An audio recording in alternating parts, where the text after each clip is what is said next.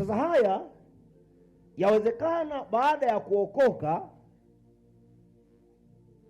haikupaswa tuwafundishe watu, kwa sababu Biblia inasema hivi, tazama mtu akiwa ndani ya Kristo amekuwa kiumbe kipya, ya kale yamekwisha na yamekuwa mapya.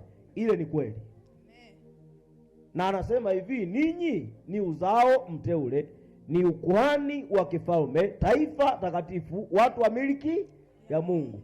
Maana yake kinachobadilishwa kwetu ni utambulisho. Sawa Amina. Maana yake kama ulikuwa unasomeka wewe ni raia wa kuzimu, sasa unaanza kusomeka kama raia wa mbinguni. Amen. Kwa sababu umeingizwa ndani ya ufalme. Lakini kuingia ndani ya ufalme hakumui shetani. Zile roho zipo, zinaendelea kupambana na wewe. Ndio maana Paulo akasema kushindana kwetu sio juu ya damu na nini na nyama. Maana yake baada ya kuokoka tunageuka kuanza kupiga madhabahu, kuanza kupiga yaliyokuwa yanatutesa, kuzofisha ili visiwe na nguvu ya kwenda kwa vizazi vijavyo. Kwa sababu kuna watu yeye toka anazaliwa alikabidhiwa kwenye madhabahu. Wengine tulienda huko, hebu chukua, wewe ni mganga kienyeji, wewe uliyekaa hapo, najua wewe sio mganga, sawa Alafu kakuletea mtu kitoto, kakuletea kitoto labda kidogo tu, kwamba ukiwekee dawa kiwe na ulinzi, wachawi wasikabe hako katoto.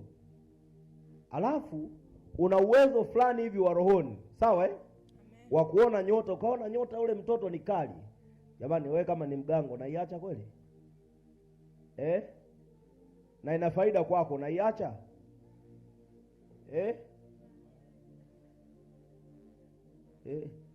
Ruga naona iacha au? Yaani wewe ni mganga kienyeji. Yaani hapa hebu ondoa kwamba unajua kuna watu sasa ukisema wewe ni mganga kienyeji, yaani kuna watu wamezaliwa ni wabishi tu. Utakuta sasa mimi nimeokoka, mimi sio mganga. Sijakwambia wewe ni mganga. Tupo kwenye nini?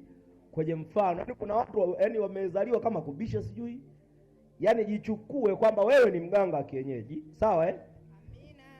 Amekuja mtu anataka kinga, lakini kwenye kitu ambacho hata wewe mwenyewe huna, alafu una uwezo wa rohoni wa kikuchukua, yaani wa kuchukua, je, utakiacha? Kwenye uhalisia tu wa kawaida uwezo ukaacha, utachukua. Manake automatic mzazi kwa kujua au bila kujua anajikuta tayari ameishauza hatima ya mtoto wake.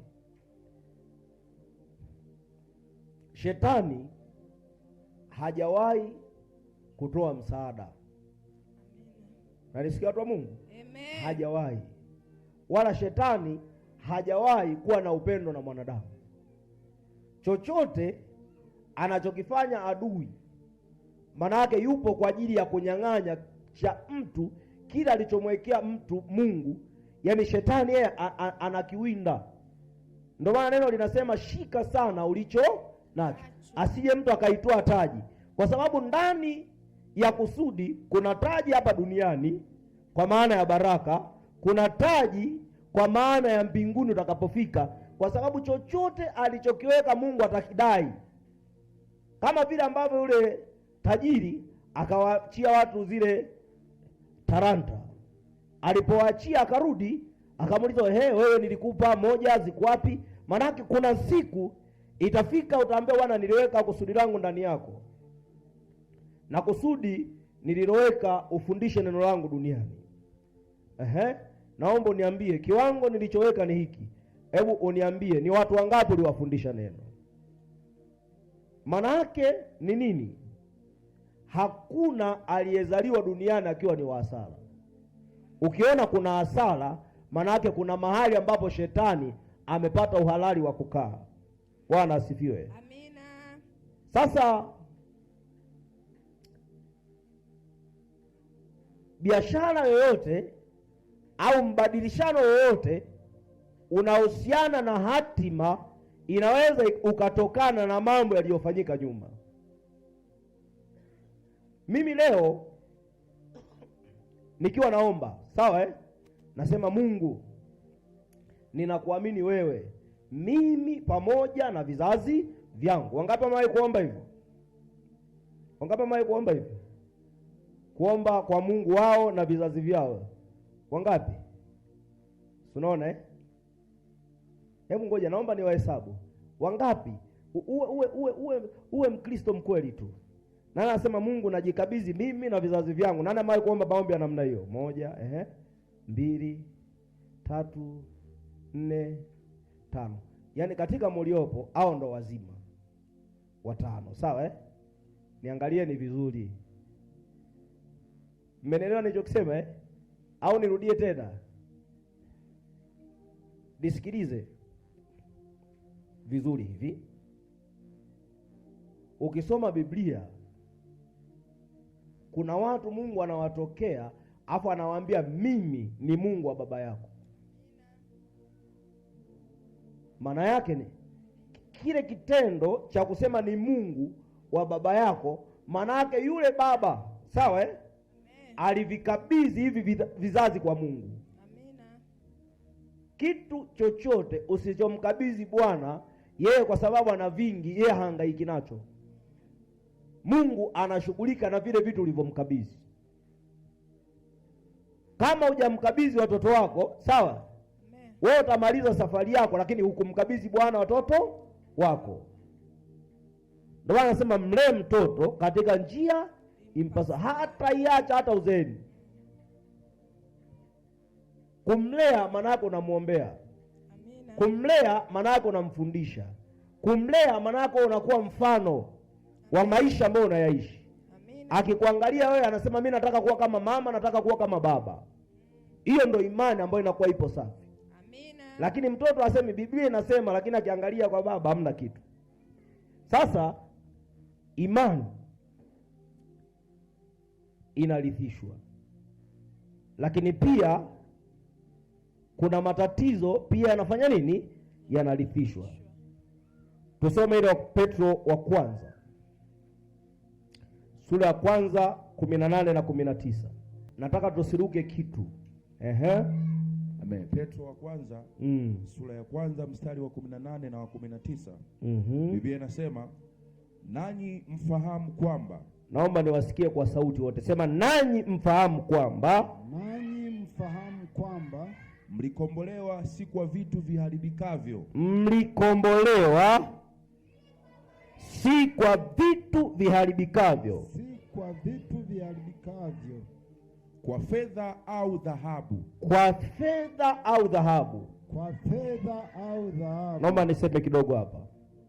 Anasema mfahamu kwamba mlikombolewa si kwa vitu viharibikavyo. Anasema wazi, kwa fedha au dhahabu. Sasa Mungu, nitakuja nifundishe siku moja.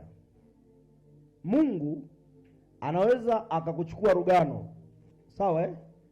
Hapo ulipo, akakupeleka mbele, ukaenda ukaiona miaka 1000 ijayo, au ukaishi miaka 1000 ijayo, ukayasema mambo hapa ambayo yatatokea miaka 1000 ijayo. Na neno anachokiongea hicho eh? Na ndo maana vitu vingi vinavyotokea leo duniani kuna watu waliona vikaandikwa kwenye Biblia, kwa sababu Mungu aliwaleta mpaka hizi nyakati. Na hivyo hivyo Mungu anaweza akakuchukua wewe tena akakupeleka hata miaka 1000 iliyopita, ukayaona mambo ya miaka 1000 iliyopita. Sasa anaposema mfahamu kwamba mlikombolewa si kwa vitu viharibikavyo, maana yake kumbe fedha inafanya nini? Inaharibika. Na dhahabu inafanya nini? Inaharibika. Maana yake ni kwamba hatuna ukombozi wowote unaohusiana na vitu sisi tuliokoka. Hatuna ukombozi tutakaopata kwa sababu tulitoa sadaka. Yote haya tunayafanya kwamba tunampenda Mungu. Naomba mnielewe hilo. Anasema mufahamu kwamba mlikombolewa si kwa vitu viharibikavyo. Anasema fedha au dhahabu. Maana yake hata nikiwa na shida leo, mnisikilize kwa makini, hata nikiwa na shida leo, sawa watu wa Mungu, sipaswi kulipia chochote, sawa au mtu aniambie ili utoke hapo unahitaji kutoa sadaka ya ukombozi. Nimeishaambiwa nifahamu kwamba nilikombolewa si kwa vitu vinavyoharibika. Anasema ambaye ametoa mfano, fedha hapa duniani ni kitu cha thamani, si ndio? Amina. Na dhahabu ni kitu cha nini? Cha thamani. Lakini anasema vitu hivi vyote vinaharibika.